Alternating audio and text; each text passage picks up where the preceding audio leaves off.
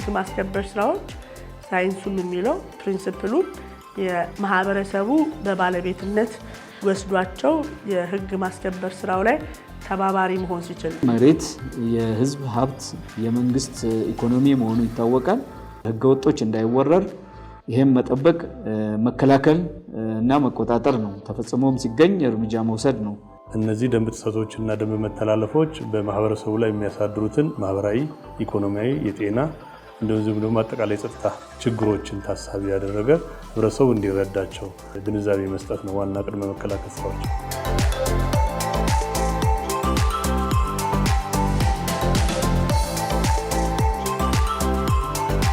የደንብ ማስከበር ስራው በባህሪው ከግለሰብ ጋር ይገናኛል። ሁሉም ባለድርሻ አካል በሚባል ደረጃ በጥሩ አይነት ቅንጅት እየሰራ መምጣታችን ውጤታችን የማረ የተሻለ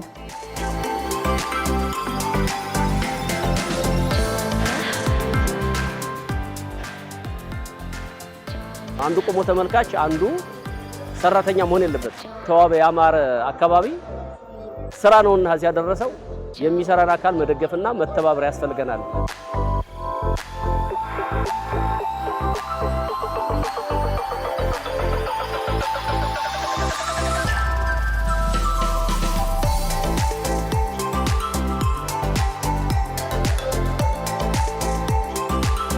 የአዲስ አበባ ከተማ አስተዳደር ሰላምና ጸጥታ ቢሮ በአዋጅ ቁጥር በተሰጠው ስልጣን መሰረት በስሩ የተቋቋመውን የደንብ ማስከበር ባለስልጣን አቅጣጫ ይሰጣል፣ ይቆጣጠራል። ባለስልጣን መስሪያ ቤቱ በበኩሉ ደንብ መተላለፎቹን ለመቀነስ በጋራ ከቢሮ ጋር እንደሚሰራ የሰላምና ጸጥታ ቢሮ ኃላፊዋ ወይዘሮ ሊዲያ ግርማ ይናገራሉ። የተጠሪ ተቋም ነው ብለን መውሰድ አንችልም። የደንብ ማስከበር እውነት ለመናገር በቢሮ ውስጥ ደንብ ማስከበር እንደ አንድ ዘርፍ ተደርጎ ነው እየሰራን ያለነው which is ቅርበቱን ለማመላከት ማለት ነው። ስለዚህ ተግባራትን በየ15 ቀኑ በጋራ ለስትራቴጂክ ማኔጅመንት በከተማው ውስጥ የተሰሩ የደንብ መከላከልና እርምጃ የተወሰደባቸውን ጉዳዮች በዝርዝር ይገመገማሉ። በየወሩም በተመሳሳይ የሰላምና ጸጥታ ቢሮ በተመሳሳይ የደንብ ማስከበር ባለሙያዎችን በጋራ ውይይቶችን እናደርጋለን። እንደዚሁም የሩብ ዓመት፣ የ6 ወር፣ የ9 ወርና የዓመት አፈጻጸም ግምገማም እንደዚሁ በጋራ የምንገመግም ነው እየገመገምን ያለንበት ነው ሂደት ያለው። ከሁሉ በላይ ግን በየቀኑ የሚሰሩ ስራዎችንም መረጃ የምንለዋወጥበት ራሱን የቻለ ፕላትፎርማት አለን። የዋትስአፕ ግሩፕ እና ሌሎች የሪፖርቲንግ መለዋወጫ ሜካኒዝምስ አሉ። በዛ በየቀኑ የሚሰሩ ስራዎችን ለቢሮ ተቋሙ ሪፖርት እያደረገ የጋራ ተልዕኮ እና አቅጣጫ እየወሰድን በጋራ ከቢሮ ጋር እየፈጸመ ያለበት ሂደት ነው ያለው። የአዲስ አበባ ከተማ አስተዳደር ደንብ ማስከበር ባለስልጣን ከተቋቋመበት ጀምሮ ለከተማዋ ብሎም ለማህበረሰቡ ተቆርቋሪ በመሆን ከተማዋ ጽዱ፣ ከደንብ ጥሰት የጸዳች፣ ከህገወጥ እንቅስቃሴ ነፃ የሆነች ከተማ እንድትሆን በርካታ ስራዎችን ሰርቷል። ጤናማ ዜጋ ለማፍራት ጤናማ የሆነ ከተማ መገንባት አስፈላጊ መሆኑን ከሰለጠኑት ሀገራት ተሞክሮ በመውሰድ ለለውጥ የተጋ ሰራተኛ በማደራጀት ቢሮን በማዘመን በደንብ ቁጥር ተዘርዝረው የተጠቀሱትን ተግባራት እያከናወነ ይገኛል። እንግዲህ ተግባራቱ ምንድነው ወደሚለው ደረጃ ደግሞ ስንሄድ 11 ተግባሮችን ነው የሚፈጽመው ደንብ ማስከበር ባለስልጣን። አንደኛው ህብረተሰቡን ተሳትፎ በማጎልበት እና ከሚመለከታቸው አካላት ጋር በመሆን በአዲስ አበባ ከተማ ውስጥ የደንብ መተላለፎች እንዳይከናወኑ እንዲቀንሱ አስፈላጊውን ግንዛቤ መስጠት፣ ስልጠና መስጠት።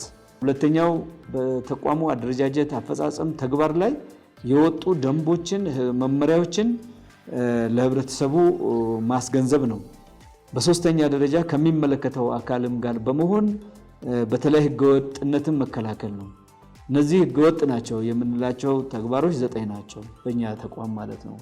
አንደኛ ከመሬት ጋር ተያይዞ 3 ተግባሮች ናቸው። እንግዲህ መሬት የህዝብ ሀብት የመንግስት ኢኮኖሚ መሆኑ ይታወቃል።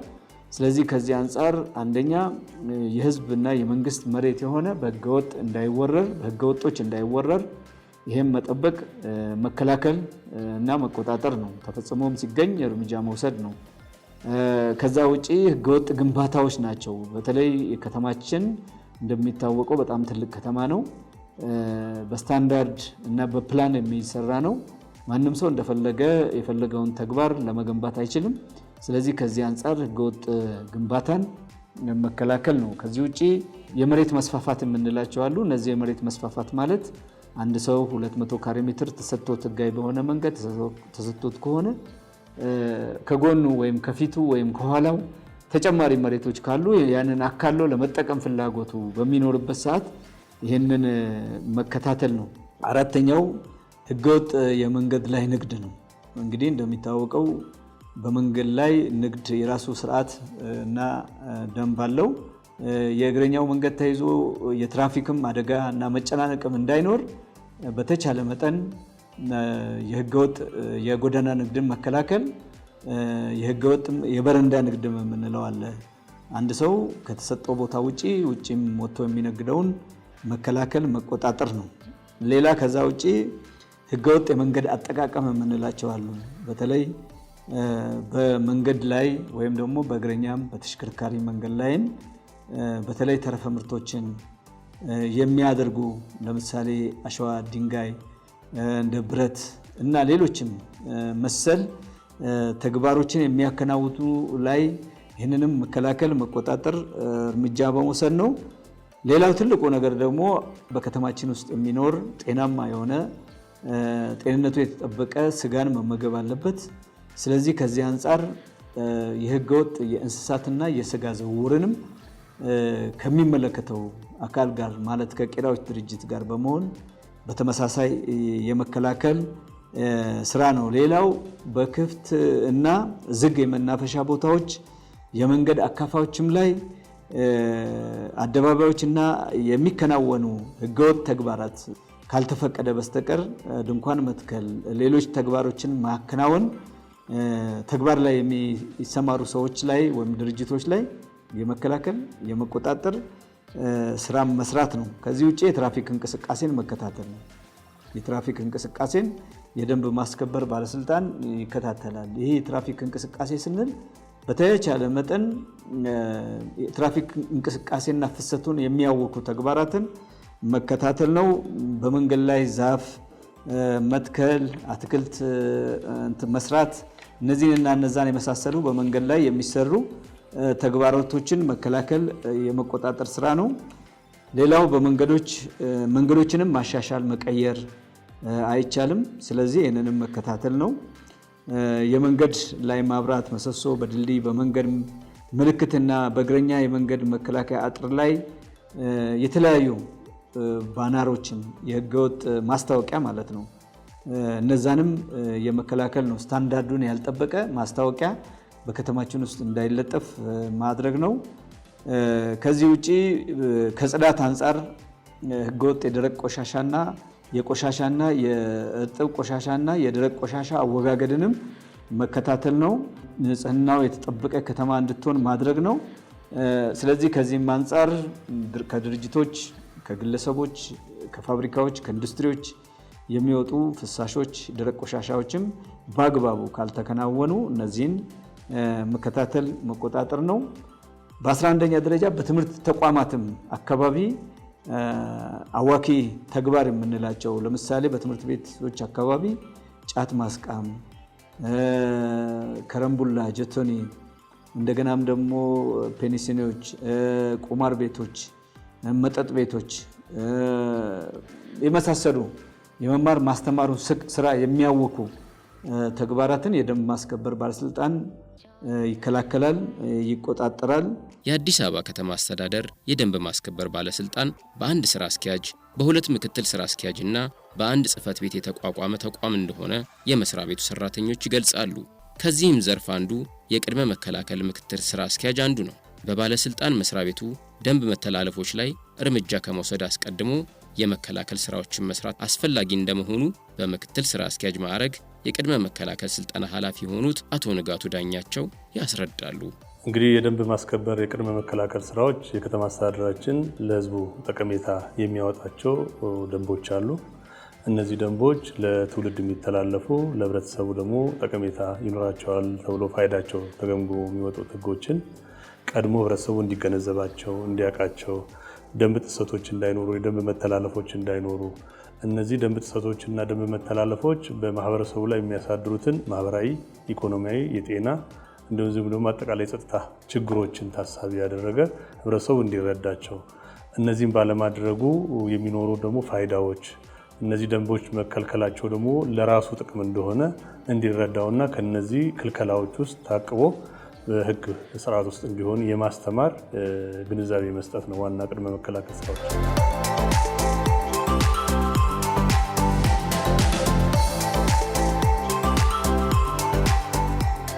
ከቅድመ መከላከሉ ስራ ቀጥሎ ባለስልጣን መስሪያ ቤቱ የሚሰራው ቁጥጥር ይሆናል። በቅድመ መከላከሉና በቁጥጥሩ ለውጥ ሳይመጣ ቀርቶ ደንብ ተላልፎ የተገኘ አካል ላይ እርምጃ እንደሚወስድ የቁጥጥር እርምጃ አወሳሰድና ሰርቬለንስ ምክትል ስራ አስኪያጁ አቶ ከፍ ያለው ይናገራሉ። ቁጥጥርና እርምጃ አወሳሰድ ዘርፍ የሚከናወኑት 9 ደንብ ጥሰቶች ናቸው ያሉን። እነዛ 9 ደንብ ጥሰቶች እንቆጣጠራለን። ጥሰቱም ተገኝቶ ሲገኝ እርምጃ እንወስዳለን ማለት ነው። የአዲስ አበባ ከተማ አስተዳደር ደንብ ማስከበር ባለስልጣን ህብረተሰቡን ግንዛቤ ከማስጨበጥ፣ ከመከላከል፣ ከመቆጣጠርና እርምጃ ከመውሰድ በፊት በመስሪያ ቤቱ የሚገኙትን በየደረጃ ያሉ ሰራተኞችን በጽንሰ ሐሳብና በሚሊተሪ በማሰልጠን ማብቃት ስራ ላይ ይሰራል ብለዋል የዘርፉ ኃላፊ። እንግዲህ ለህብረተሰቡን ተደራሽ ለማድረግ የምንሰጠባቸው መንገዶች አንደኛ በየደረጃው ያለ የኛን መዋቅራችን ከአመራር ጀምሮ እስከ ፓራሚሊተሪ ኦፊሰሮቻችን ወደ 6000 አሉ። እነዚህ አካላት የወጣውን ደንብ እንዲያውቁት የማሰልጠን ስራ ነው ቅድሚያ። ይሄን ካደረግን በኋላ ደግሞ ይሄ የሰለጠነው አካል ደግሞ በየደረጃው ያሉትን የህብረተሰብ ክፍሎችን እንዲያሳውቅ የማድረግ አንደኛው በራሳችን በመዋቅር ደንቡን የማወቅ የመገንዘብ የመረዳት ደንቡን ለማስፈጸም የሚያስችል አቅም እንዲኖረው ማድረግ ነው ኦፊሰሮቻችንን። ሁለተኛው ይህንን ተከትሎ ደንቡ የወጣበት እና ፋይዳውን በተመለከተ ማህበረሰባችን፣ ተቋማት የተለያዩ ደንቡ የሚነካቸው የህብረተሰብ ክፍሎች ከንግድ ጋር የተያዘ ከህገወጥ ንግድ ጋር የተያዘ ከአካባቢ ብክለት ጋር የተያዙ ደንብ ጥሰት ናቸው ተብሎ የተቀመጡትን 9 የደንብ ጥሰትና የአካባቢ ብክለትን ጨምሮ ያሉትን ህብረተሰቡ ሊሳተፍባቸው የሚችሉ ማንኛውንም መዋቅራትን በመጠቀም ህብረተሰቡ ላይ እነዚህ ደንቦችን እና ክልከላዎችን የማስረዳት የማስገንዘብ የማሳወቅ ስራዎች ይሰራሉ። ከዚህ ባሻገር ደግሞ የማህበራዊ ሚዲያዎች የሬዲዮና ቴሌቪዥን ፕሮግራሞች አሉ። በራሳችን አየር ሰዓት ገዝተን በፋናም በአዲስ ቲቪም በተለያየ ሚዲያዎች ላይ የምንጠቀመው መልእክቶቻችንን የምናደርስበት አለ። በቲክቶክ አካውንት አለ፣ በፌስቡክ አካውንቶች አሉ፣ ኢንስታግራሞች አሉ። ህብረተሰቡ በእጁ ላይ ዕለት ተዕለት መረጃ እንዲደርሱ የማድረግ ስራዎችንም የምንሰራባቸው ሁኔታዎች አሉ። ሌላው የበራሪ ወረቀቶች ናቸው። በበራሪ ወረቀቶች ላይ የደንቡ መውጣት አስፈላጊነት፣ ፋይዳውን፣ በዚህ ሂደት ውስጥ ደግሞ ህብረተሰቡ የሚኖረውን ጠቀሜታ፣ ይህንን ደግሞ ያሉ ክልከላዎች ምንድን ናቸው፣ ይህንን ደንብ የተላለፈው ደግሞ ምን ያህል ቅጣቶች አሉት፣ ይህንን እንዲገነዘብና ቅድመ ጥንቃቄ እንዲያደርግ እርምት እርምጃ መውሰድ ያለበትን ማስተካከል የሚገባውን ነገር ደግሞ ቀድሞ እንዲያስተካክል እድል ይሰጣል ማለት ነው። ቀደም ብሎ የመልካም አስተዳደር ችግሮችን ለመፍታት እንቅስቃሴዎች በሚደረግበት ወቅት ህብረተሰቡ በደንብ አስከባሪው ላይ የነበረው የተሳሳተ አመለካከትና ከባለድርሻ አካላት ስራውን የደንብ ማስከበር ብቻ አድርጎ የመውሰድ ችግሮች እንደነበሩበት ጠቅሰው መስሪያ ቤቱ ባለስልጣን ሆኖ ከተቋቋመ ወዲህ ችግሮቹም እንደተቀረፉና ጥሩ ውጤት እየመጣ እንደሆነ ይናገራሉ። ሲጀመር ብዙ ቻሌንጅ ያለበት ተቋም እንደሆነ ይታወቃል። አንደኛው አደረጃጀቱ ነው። ቅድም እንዳልኩ አደረጃጀቱ አንድ አደረጃጀት ያለው አደረጃጀት ነበረ። ለአሰራርም አስቸጋሪ የነበረ ነበር። አሁን ግን እሱ ተፈቶለት በሁለት ዘርፍ በ3 ዳይሬክተር ተሰርቶ እየሰራ በመምጣቱ ስራዎችን አሁን ቀላል ሊያደርገው ችሏል ማለት ነው። ስለዚህ አደረጃጀቱ አንድ ችግር ነው። ሌላው ህብረተሰቡ ጋር ያለው ለደንብ ማስከበር ህብረተሰቡ የሚሰጠው ተቀባይነት እጅግ አናሳ ነው። ሁልጊዜ ኔጌቲቭ የሆነ ነገር ነው ህብረተሰቡ ለደንብ ያለው የነበረው።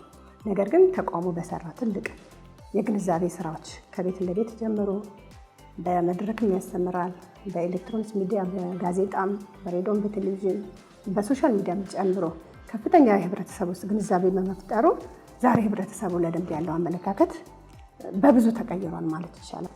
በሶስተኛ ደረጃ ደግሞ ቅንጅታዊ አሰራር ነው። ስራው የኛ ሴክተር ስራ አይደለም፣ የብዙ ባለድርሻ ሴክተሮች ስራ ነው። አብዛኛው ባለድርሻ አይረዳህም ነበር።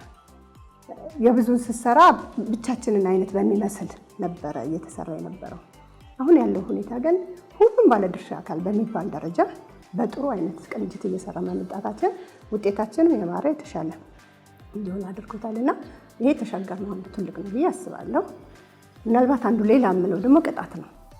ህብረተሰብን ታስተምርበት ብዙ መንገድ አለ። ቅድም እንዳልኩ በግንዛቤው ከቤት ለቤት ጀምሮ ነው እያተንኳኳ የምናስተምረው ማለት በቡና ጠጡ፣ በሃይማኖቱም በየትኛውም አደረጃጀት በህብረተሰቡ በተሰበሰበበት ሁላ የሚያስተምር የቅድመ መከላከል ይሰራለን። እስከዛሬ የነበሩት ቅጣቶቻችን በጣም ዝቅተኛ ናቸው። ህብረተሰቡ ከምንም አልቆጠራቸውም ማለት ይቻላል። ዛሬ ሆነ ስታስበው ቅጣቱ ከፍተኛ እየሆነ መጥቷል። ይሄ ደግሞ በአጭር ጊዜ ውስጥ ለውጥም ደግሞ አምጥቶልናል። ኃይለኛ የሚባል ለውጥ አምጥቷልና እኔ ቅጣቶችን መስተካከል በራሱ ለተቋማችን ጥሩ ኦፖርቹኒቲ ነው ብዬ አስባለሁ። የአዲስ አበባ ደንብ ማስከበር ባለስልጣን የከተማዋን ሰላምና ጸጥታ ቢሮ ጨምሮ ከ27 ባለድርሻ አካላት ጋር በቅንጅት እንደሚሰራና በየጊዜውም በስራዎቹ ላይ የመጡትን ለውጦች እየገመገሙ እንደሚሰሩ ሻለቃ ዘሪሁን ይናገራሉ። ስራችን በቅንጅት አብረን የምንሰራው ስራ ነው። የአዲስ አበባ ደንብ ማስከበር ባለስልጣን ከተለያዩ ከ27 ተቋማቶች ጋር በጋራ ይሰራል። ስለዚህ ከነዚህም ጋር የጋራ የሆነ እቅድ አውጥተን ተፈራርመን በየ3 ወሩም እየገመገምን እንሄዳለን። ውጤታማ ስራዎችን አምጥተናል። የደንብ መተላለፍ ክትትል፣ ቁጥጥር፣ እርምጃ አወሳሰድና ሰርቬለንስ ዳይሬክቶሬት ዳይሬክተሩ በበኩላቸው የደንብ ማስከበር ባለስልጣኑ ደንብ ይተላለፍባቸዋል ተብለው ከሚጠረጠሩ ሴክተሮች ጋር በቅንጅት ለመስራት በኃላፊነት ተቀብለው የሚወስዱበትና የሚቆጣጠሩበት አሰራር እንዳለ ይናገራሉ። ደንብ ማስከበር የሚሰራቸው ስራዎች የመጀመሪያ አንድ ቁጥር ላይ ያለው መሬት ነው። መሬትን መውረር አይቻልም ነው። መሬት አስተዳደር ቢሮ አለ፣ ትልቅ ተቋም አዲስ አበባ ውስጥ። ስለዚህ ከሱ ጋር ካልተቀናጀን ይሄንን መሬት ማን ነው ቤዝማንት ተሰርቶ አስተካክሎ መሬት ባንክ ሰጥቻለሁና ይሄንን በካሬ በእንትን ጠብቅልኝ የሚል አንድ እሱ ነው ማለት ነው። አልሚ ሲመጣ የከተማው ካቢኔ ወይም በሊዝ አዋጁ ለሚያለማ ሰው ስተላለፍ ደግሞ ምን ያደርጋል? ያንን ትላንት ያስረከበንን ይሄንን ያህል ካሬ ይሄን ያህል ቦታ እገሌ ለሚባል ግለሰብ ወይም ድርጅት ወይም ቤተ እምነት አስተላልፍ ያለው፣ ስለዚህ ከጥበቃ ይሄ ነፃ ነው፣ አሁን ይሄ ተቀንሶላችኋል የሚል ደብዳቤ ደግሞ ወደኛ ያሳውቃል። እሱ ማለት ስራ እናስቀምጣለን። ቀሪውን የምንጠብቅ ማለት ነው። ደንብ መተላለፍን መከላከል የአንድ አካል ብቻ ሳይሆን የሁሉም ህብረተሰብ፣ የህግ ተቋማት፣ የሃይማኖት አባቶች እንዲሁም የተለያዩ የማህበረሰብ ተቋማት ድርሻ በመሆን በጋራ ሰርተን ለውጥ እያመጣን እንገኛለን ብለዋል በአዲስ አበባ ፖሊስ ኮሚሽን ምክትል ኮሚሽነር ወርቁ አለማየሁ። በተለይ በትምህርት ቤቶች አካባቢ የመማር ማስተማሩን ሂደት የሚያውኩ ነገሮች አሁን ቀንሰዋል ማለት እንችላለን። ጫት ቤቶች ነበሩ፣ ቁማር ቤቶች ነበሩ፣ ሺሻ ቤቶች ነበሩ። እነዚህ በአሁን ሰዓት ትምህርት ቤቶች አካባቢ ሙሉ ለሙሉ ለማለት በሚያስደፍር መልኩ እየቀነሱ ያሉበት ሁኔታ ነው ያለው። ሌላው የወንጀል መንስኤ ናቸው የምንላቸው በተለይ ሺሻ ቤቶች አሁን የትም መጠጥ ቤት ሺሻ የማይጨስበት ደረጃ ደርሰዋል። አሁን ወደ መኖሪያ ቤቶች እየተሸጋገረ ያለበት ሁኔታ ነው ያለው። እሱም ከደንብ ማስከበር መስሪያ ቤት ጋር በመነጋገር ኦፕሬሽን እየሰራን ህገወጥ ተግባራትን እየተከላከልን ያለበት ሁኔታ ነው ያለው። ሌላው በከተማችን ላይ ህገወጥ የመሬት ወረራ አለ። እሱንም ለመከላከል ከደንብ ማስከበር መስሪያ ቤት ጋር ውጤታማ ስራዎች እየሰራን ያለንበት ሁኔታ ነው ያለው። እንደ ጽዳት አስተዳደር ኤጀንሲ ራዕይ አድርገን እየሰራን ያለ ነው። አዲስ አበባ ከተማ ጽዱ፣ ውብ፣ ለኑሮ የምትመች እንደዚሁም ደግሞ ከተማው ከደረቅ ቆሻሻ ሀብቷ ተጠቃሚ የሆነች ከተማ መፍጠር ነው። አብዛኛው የከተማችን ነዋሪዎች ለጽዳት ጉልህ ሚና እየተጫወቱ ነው። በተለያዩ መንገድ እየደገፉ ነው። ያ ሆኖ እያለ ደግሞ በጣም ጥቂት ግለሰቦችና ተቋማት አካባቢ በግድየለሽነት በህገወጥ መንገድ ቆሻሻን ወደ ውጭ የሚጥሉ አሉ ማለት ነው። ከዚህ ጋር ተያይዞ ከደንብ ማስከበር ባለስልጣን ጋር በጋራ በርካታ ስራዎችን እየሰራን እንገኛለን ማለት ነው። ቤተክርስቲያናችን አስረግጣ በቦሊን በሐዲስም ታስተምራለች። ሌሎችም ሃይማኖት በእስልምናም ወንድሞቻችን በሌሎችም የህገ ወጥ የሚተባበር አለ ብዬ አላምንም። ለህገ ወጥ ሁሉ ተጻራሪ ሆኖ መቆም አለበት። ህገ ወጥ ከከተማችን ብሎም ከሀገራችን ብሎም ከዓለማችን ህገ ወጥ መጥፋት አለበት ብዬ አምናለሁ። ያለ ህዝብ ሳትይዙ የሚሰራ ስራ የለም። ስለዚህ ህዝብ መያዝ ያስፈልጋል። እኛም እናገዛለን። ታች ቀጠና ላይ ወረዳ ላይ ተወርዶ የቡና ጠጡ የጽዳት አገልግሎት አለና እዛ ቦታ ላይ ኦፊሰሮቹ ከኛ ጋር በደንብ አድርገን ከሰራ በአጭር ጊዜ ወደ ህዝባዊ እናደርገዋል። ሀገር እንደ ሀገር እንዲቀጥል የኛም አስተዋጽኦ 80% እኛ ጋር ነው ያለውና ህዝቡም እጃችን ላይ ስላለ በምን አግባብ መስራት እንዳለበት፣ በምን አግባብ መነገድ እንዳለበት፣ ትርፉ ምን ያክል መሆን እንዳለበት፣ እንዴት አድርጎ ስራውን ሰርቶ ማህበረሰቡን መጥቀም እንዳለበት ይሄ የኛ የመንፈሳዊ አስተምህሮ አስተማሪ ሰዎች የቤተ ክርስቲያንም የመስጊድም ኃላፊነት ነው።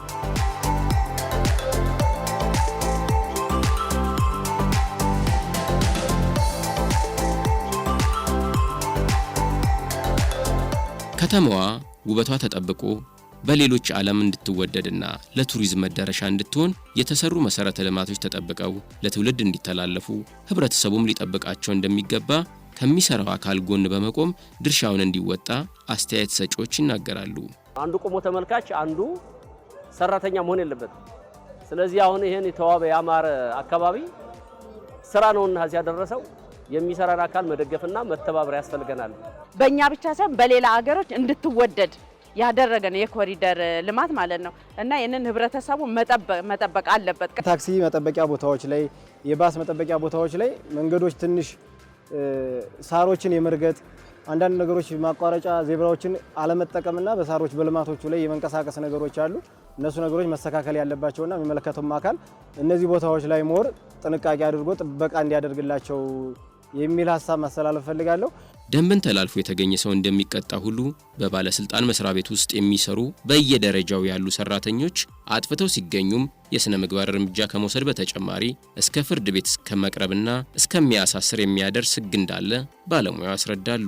ስነ ምግባርን በተመለከተ ስትራቴጂ ነው የደረፍነው። መጀመሪያ ላይ ከማኔጅመንቱና ከተቋማችን የተግባባ ነው። የደንብ ማስከበር ስራው በባህሪው ከግለሰብ ጋር ይገናኛል።